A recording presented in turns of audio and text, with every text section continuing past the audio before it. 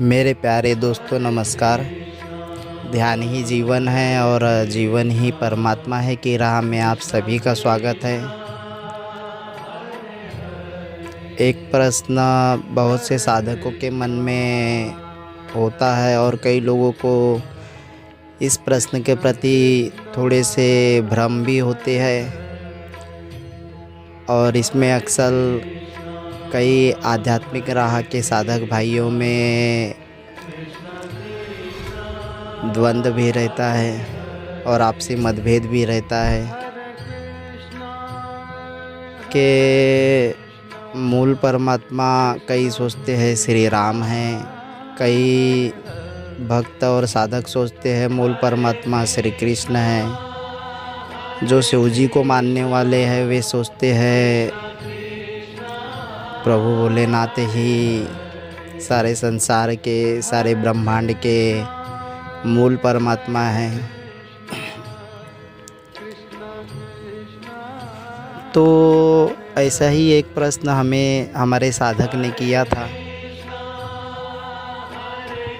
तो आज लोगों के समक्ष मैं वही प्रश्न शेयर करता हूँ, उसके बारे में थोड़ी सी जानकारी देता हूँ कि हम किसी भी इष्ट का नाम सिमरन करें, क्योंकि हम इष्ट के एक सगुण साकार रूप को जानते हैं, लेकिन उनके आधे रूप को अगर हम जानें तो हम पाएंगे कि वह निर्गुण निराकार ही परब्रह्म परमात्मा ही सगुण साकार स्वरूप लेकर के भगवान श्री राम के रूप में आए और वही निर्गुण परम पिता परमात्मा सगुण साकार होकर के प्रभु श्री कृष्ण के रूप में आए, वही शिव जी के रूप में आए, वही नारायण के रूप में आए।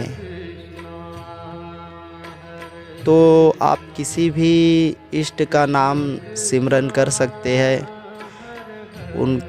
उनका जो दूसरा पहलू है वह असल जो रूप है वह स्वयं साक्षात परमपिता परमात्मा ही है।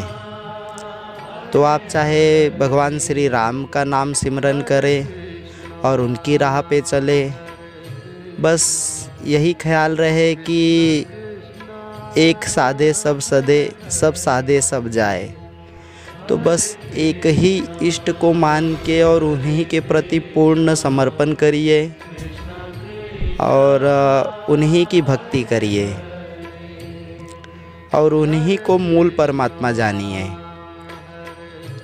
कई साधक भाई तो कभी श्री राम का जाप कर लेते हैं, फिर थोड़े समय बाद शिव जी का मंत्र जाप कर लेते हैं, कई बार भगवान श्री कृष्ण का जाप कर लेते हैं।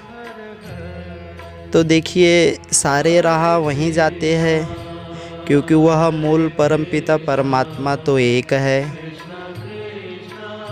और जब तक हमारी ध्यान की एकाग्रता अपने इष्ट के प्रति नहीं होगी, तब तक हम उस एक परमपिता परमात्मा को नहीं जान पाएंगे।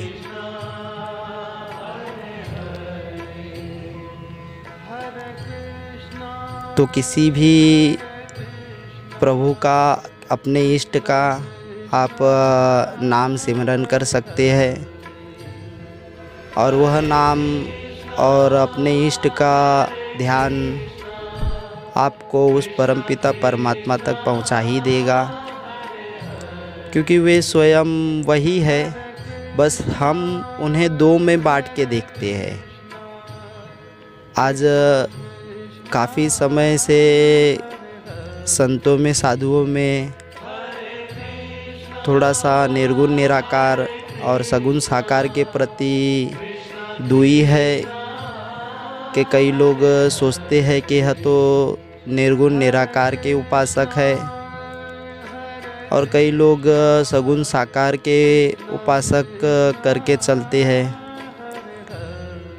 और दोनों का मतभेद सदा रहता है। पर असल में आप जिस दिन भी एक को भी जानिए, आप दूसरे को जान जाएंगे।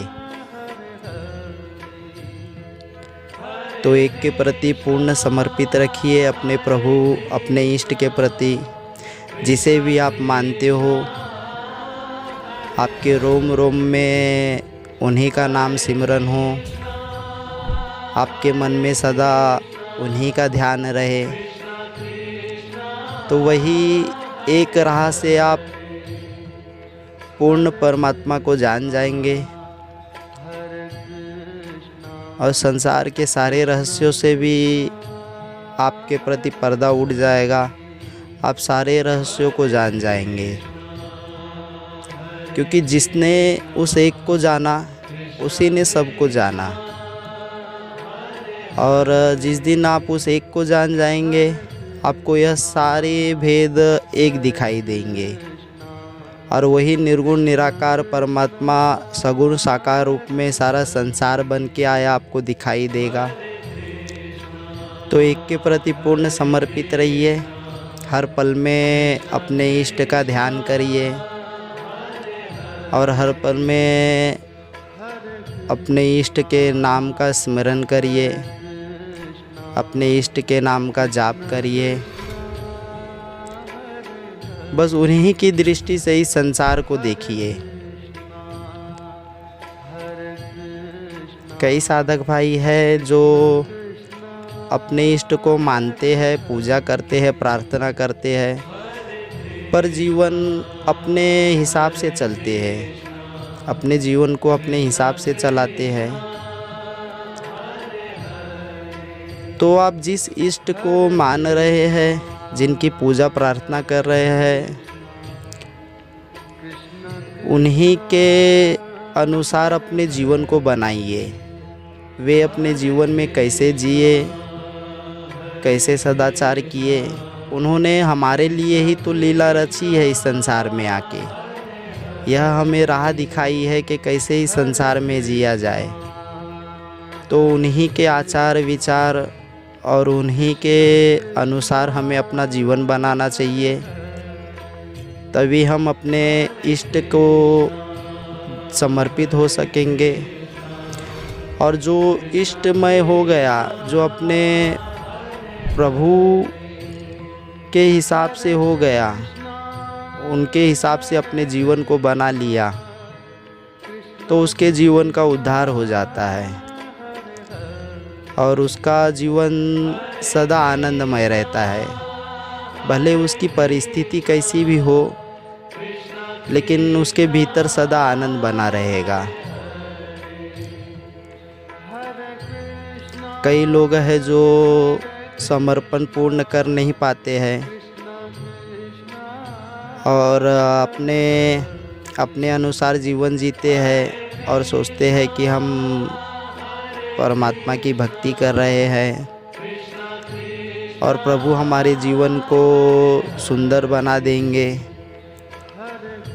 लेकिन परमात्मा के अनुसार जब तक आप जीवन नहीं जियोगे, उन्हें जान के, उनके जीवन जैसे उन्होंने लीला इस संसार में की है, उसके अनुसार जब तक आप अपने जीवन को नहीं बनाएंगे, तब तक आपको अपने इष्ट की कृपा दृष्टि मिलेगी भी नहीं।